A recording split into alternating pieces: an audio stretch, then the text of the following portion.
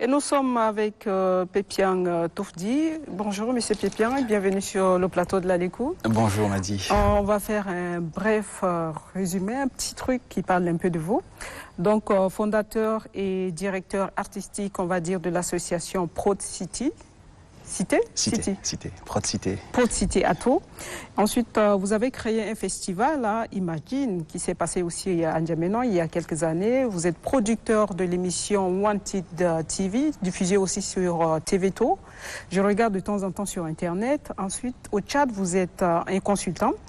À retenir aussi que vous avez plusieurs films à votre actif, on va dire des courts-métrages et autres, Lettres de l'étranger, Enfants immigrés, Esclavage moderne de Fatou et Daimanto. Moi, je vous vois souvent faire le tour entre N'Djamena, de venir faire des allers-retours, N'Djamena, Paris, on va dire France, Tchad. Qu'est-ce que vous faites exactement? Vous cherchez quoi plus souvent N'Djamena? Je viens chez moi, je viens dans mon pays. En tout cas, c'est une belle question. Je viens ici parce que voilà, je suis attaché aussi en fait au Tchad. J'ai de la famille qui est encore ici, à N'Djamena, mais dans le cadre en fait de mes activités de consultance en fait en communication institutionnelle, tout ça, je suis amené en fait à revenir au Tchad et voyager en fait au plus profond du Tchad, dans les coins un peu reculés, en fait dans le cadre de mes activités en fait professionnelles, quoi. Voilà. Tout à fait. Parlez-nous un peu de vos films. Est-ce que vous êtes réalisateur à la fois? Oui. Alors, du coup, être réalisateur, c'est être aussi, en fait, un artiste. Hein. On est dans l'invention, dans l'écriture, mais aussi dans l'imaginaire, parce qu'on crée, en fait, des scénarios et il faut les retranscrire, en fait, en images. Et dans ces cadres, moi, je suis attaché, en fait, au fait sociétal, dans le sens où les histoires, en fait, de vie, de parcours, qui m'intéressent beaucoup, mais aussi de parler un peu de tout ce qui touche, en fait, à l'humain en soi. Ça, c'est des sujets que je traite en fait dans le cadre de mes différentes réalisations et des films que je mets en place. Donc j'ai réalisé 4-5 films déjà à mon actif, avec plusieurs prix qui m'ont permis en fait d'avoir cette reconnaissance et aussi ce statut en fait de réalisateur entre ici en fait le Tchad et en France. Voilà. Mais souvent on dit un réalisateur, un bon réalisateur, c'est celui-là qui découvre le milieu. Surtout à la question de Madi qui dit, voilà, vous aimez tant venir ici au Tchad et répartir. Mais est-ce qu'on n'a pas assez de questions où il faut valoriser, il faut vraiment écrire des scénarios pour montrer surtout la réalité de ce pays-là? D'où le fait en fait de mes multiples en fait venus au Tchad depuis quelques années, c'est que je voyage beaucoup entre le nord et le sud, est-ouest. C'est professionnel, mais ça me permet aussi de découvrir en fait le pays autrement.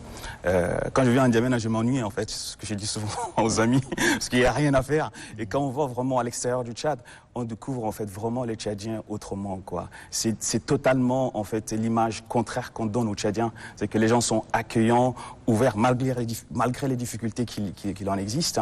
Il y a une passion de vivre, il y a une envie d'être ensemble en fait avec les gens et partager en fait des moments. Et autour de ça, il y a plein d'histoires en fait, des thématiques qu'on peut traiter. Mais malheureusement, au Tchad, on n'a pas en fait des moyens et une politique adaptée culturellement parlant pour réaliser des films du renom en fait pour pouvoir vendre le Tchad. Quand on va en fait juste au Burkina à côté, il y a une politique culturelle très adaptée, très impliquée qui permet en fait de parler de ce pays-là. Aujourd'hui, quand on parle de Ouagadougou, Fespaco, tout de suite on entend parler du Burkina et ça permet aussi de montrer une autre image, une autre identité aussi qu'on colle en fait au pays, quoi. Mais je pense que avec une envie et une forte politique culturelle, on peut y arriver un jour. Je crois, je suis optimiste par rapport à ça. Vous réalisez aussi des films, on va dire, une émission pour TVTO. On connaît un peu le milieu occidental, un pays comme la France, pour un noir. De produire une émission pour une chaîne de télévision française, c'est pas donné. Comment vous avez fait? C'est quoi le secret? Le secret, c'est le travail et la passion. Moi, je pense que, pour répondre à la question de Madi, moi, je suis rentré dans le milieu, en fait, très, très jeune. D'abord, avec des petites réalisations. Donc, j'ai participé, en fait, aux ateliers, au-delà de mes formations, en fait, professionnelles que j'ai eues, qui ont un lien aussi, en fait, avec la thématique audiovisuelle. C'est aussi, en fait, le fait de côtoyer des gens avec respect et pouvoir aussi acquérir, en fait, des connaissances. Et de par là, on s'est créé un réseau. Il n'y a pas de secret. c'est le réseau. C'est le fait de travailler avec les gens, respecter les gens, être passionné de son boulot, ne pas compter les heures. Ouais. Et c'est ce qui m'a permis en fait de côtoyer tout de suite en fait ce milieu-là. Et tout de suite, j'ai pu en fait imaginer avec des collègues donc voilà de formation et des partenaires de pouvoir proposer une émission en parlant en fait de noirs. On parle de discrimination beaucoup dans les thématiques en fait en France.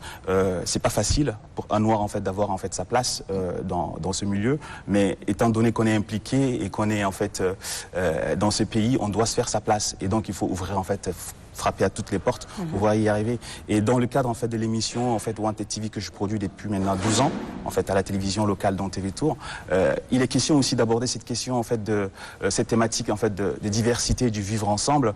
Et en même temps, le but c'est aussi de former des jeunes qui sont passionnés en fait par l'audiovisuel, de pouvoir mettre le pied à l'étrier et découvrir en fait l'audiovisuel en tant que tel, donc le journalisme, tout ça.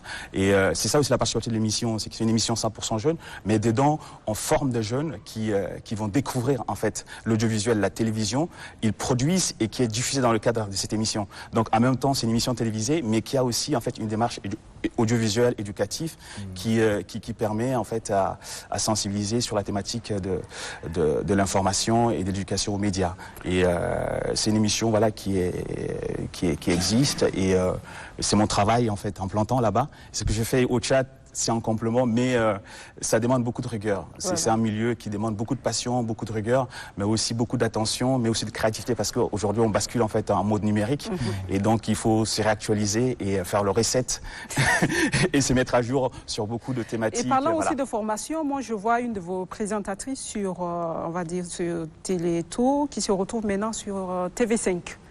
Et ça, c'est une de vos présentatrices, vous l'avez formée. Oui, alors c'est bien, ça fait plaisir.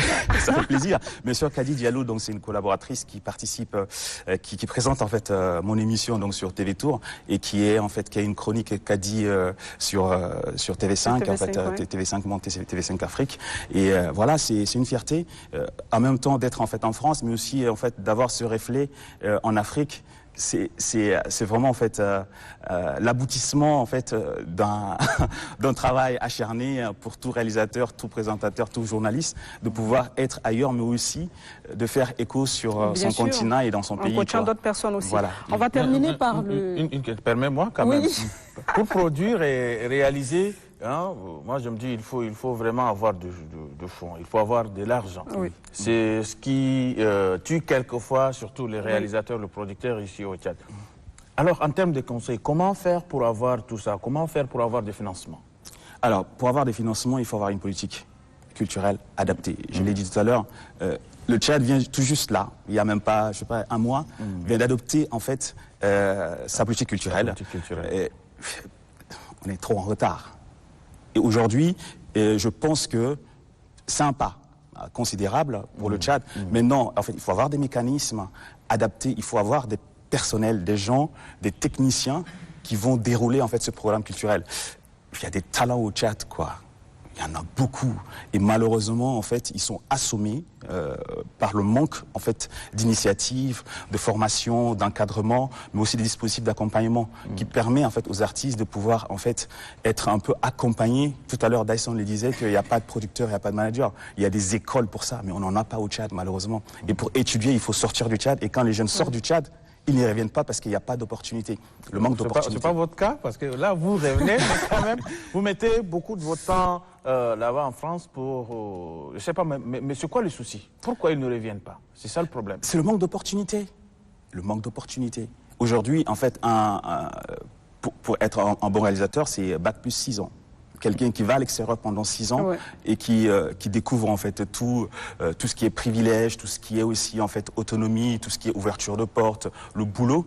Il revient au Tchad, il faut traîner pendant 2-3 ans et encore il faut avoir un réseau adapté pour pouvoir en fait bénéficier d'un emploi. Et ça c'est compliqué, personne ne peut le faire. Moi je viens parce que voilà, je travaille en fait pour les institutions internationales en tant que communicateur et je réalise des documentaires beaucoup. Depuis 2 ans, j'ai réalisé plus de 30 documentaires, mais qui sont pas visibles en fait à la télévision, mais plus dans le milieu institutionnel, ONG, international, tout ça. Mais parce que j'aime ce pays-là, que je reviens dans des conditions mais tellement difficiles. Je pars en fait à Jeddah, je pars à Hati, je pars en fait à Gorée. C'est parce que j'aime ce pays-là et parce que je veux aussi en fait quelque part acquérir des connaissances parce que je ne connais pas encore le Tchad. Et nous tous là, on ne connaît pas le Tchad finalement. Il y a beaucoup de choses qu'il faut en fait transmettre, apprendre et découvrir. Et je pense que si on a une politique culturelle adaptée avec des personnes mais vraiment fiables, des techniciens qui accompagnent cette politique, je pense qu'on pourrait rattraper en fait, peut-être même dépasser certains pays parce qu'on est riche au Tchad, culturellement parlant. Merci. Merci Pépian. Moi, je l'ai suivi avec beaucoup de passion. On apprend beaucoup. On apprend beaucoup, on apprend chaque jour. On peut faire des merveilles ici. Hein. Ah ouais.